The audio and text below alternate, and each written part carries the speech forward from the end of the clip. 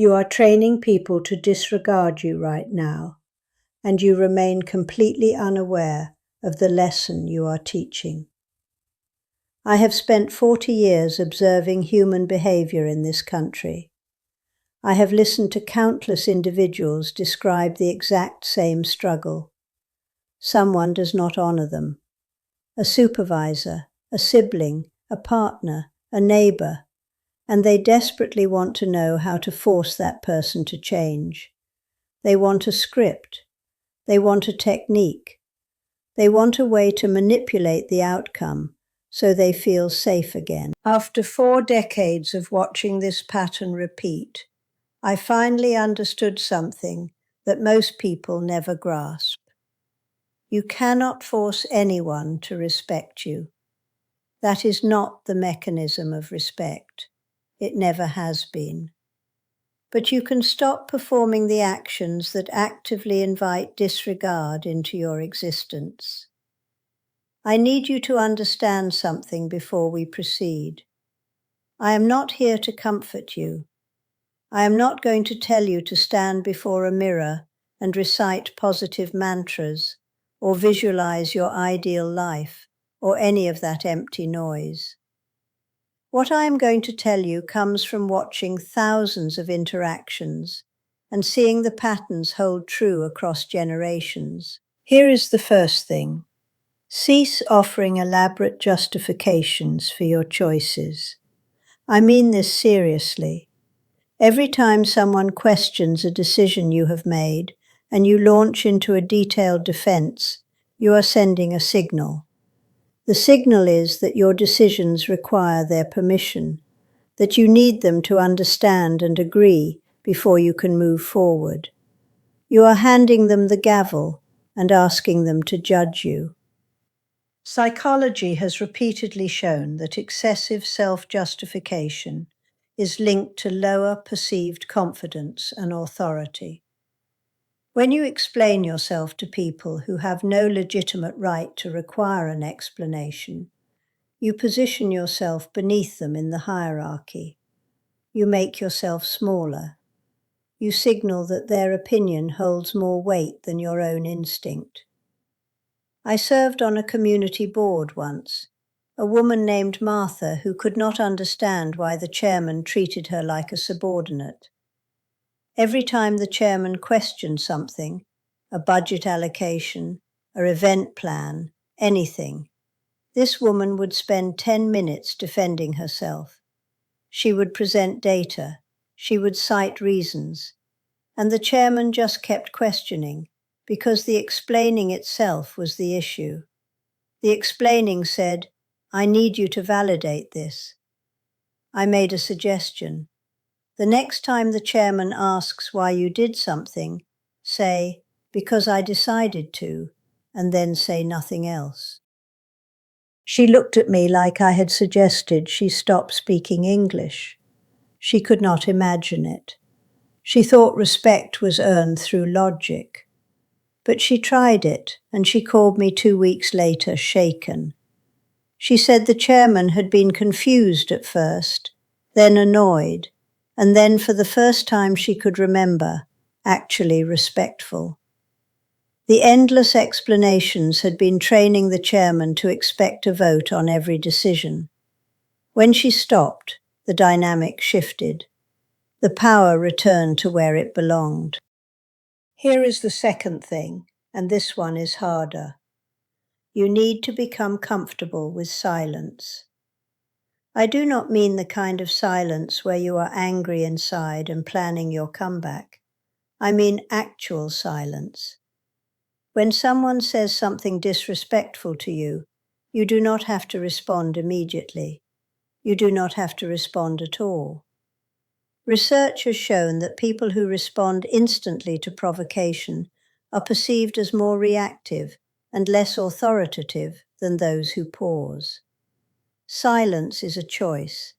It communicates something powerful. It says, "I am not going to play this game with you." It says your behavior is beneath my response. I had a family gathering years ago where a cousin was constantly making condescending jokes at my expense. He clearly did not take me seriously. He thought he was being funny.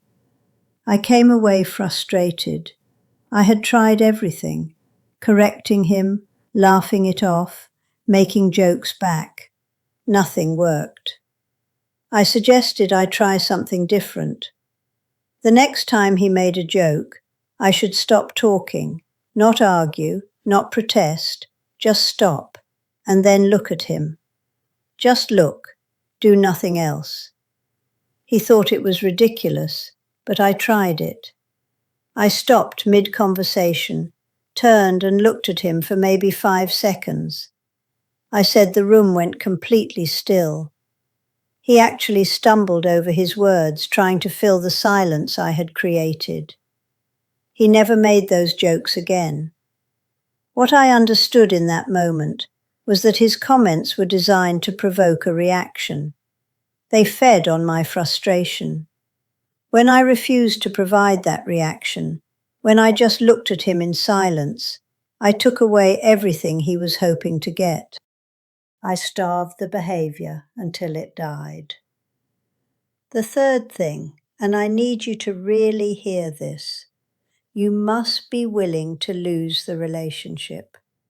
I know that sounds extreme, but it is the foundation of everything else. If you are not willing to walk away from a relationship where you are consistently disregarded, you have already told the other person they can treat you however they want. You have already communicated that your need for the connection exceeds your need for dignity. They know this consciously or not. They know it, and they will act accordingly. You have given them the blueprint for your own mistreatment. I am not saying you should abandon people at the first sign of conflict. That would be absurd. Relationships require work. But you must have a line, a real line, not a line you keep moving every time they push against it. I learned this in the most painful way possible. My best friend Sarah and I had a difficult relationship for years. She felt I was too involved in her financial decisions, and she was right. I was. But when she confronted me about it, I could not admit I was wrong. My pride would not allow it. So I defended myself. I explained. I justified. I did everything I just told you not to do. And then one day she stopped calling 15 years ago. I have not heard her voice in 15 years. I respect her for it, even as it breaks my heart. She was willing to lose the relationship with her own friend to preserve her autonomy and her peace. I wish I had been capable of the same clarity when I was younger. I wish I had known when to stop talking. I wish I had valued her boundary more than my own ego. The fourth thing, stop trying to change how people feel about you and start paying attention to what you will and will not accept.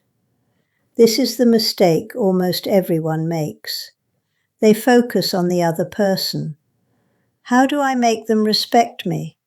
How do I get them to see my value? How do I convince them I am worthy? This is backwards, completely backwards. You cannot control how another person perceives you.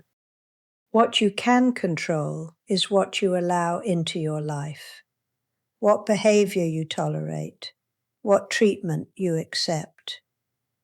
A homeowner once asked me how to make a contractor stop dismissing her concerns. I asked her what happened when he dismissed her. She said she would argue with him, try to make her case, sometimes for hours. I said, what if you just left the site? What if the moment he dismissed you, you simply stood up and walked out? No explanation, no announcement, just gone. She was horrified. She said he would think she was unstable. I said maybe. Or maybe he would learn that dismissing you has consequences that you are not available for that kind of treatment. She tried it. The first time he was stunned. The second time he was angry. The third time, before he could dismiss her, he caught himself.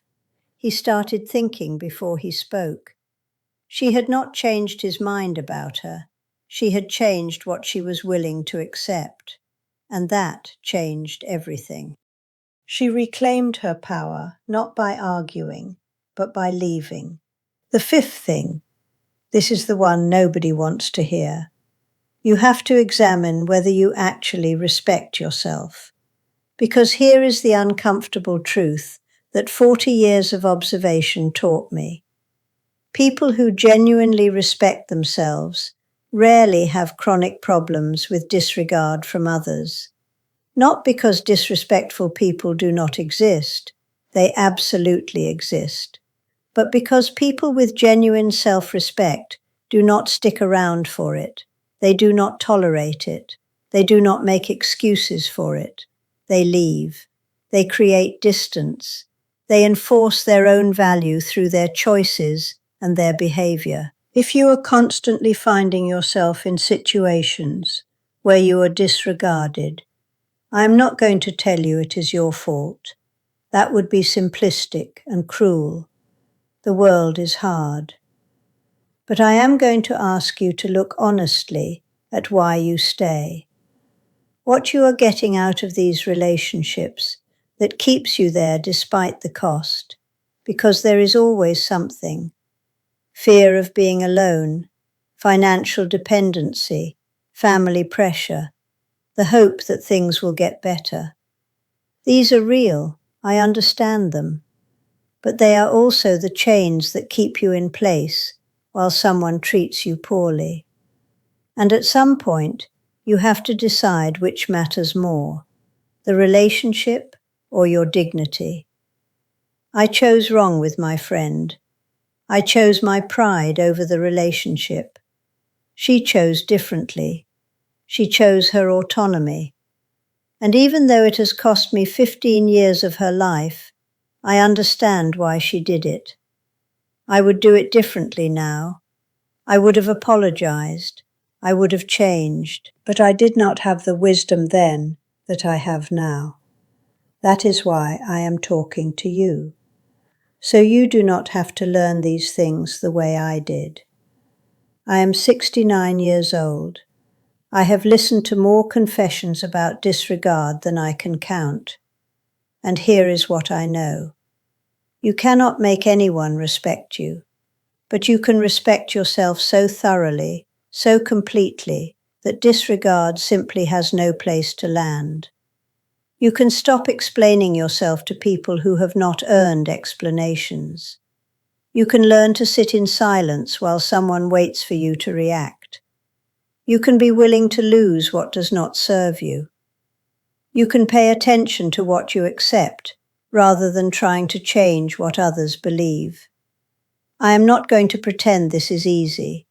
I failed at most of it for decades. I am still failing at some of it. But I am telling you anyway because maybe you will listen. Maybe you will save yourself the time I wasted. Maybe you will call your friend before it is too late.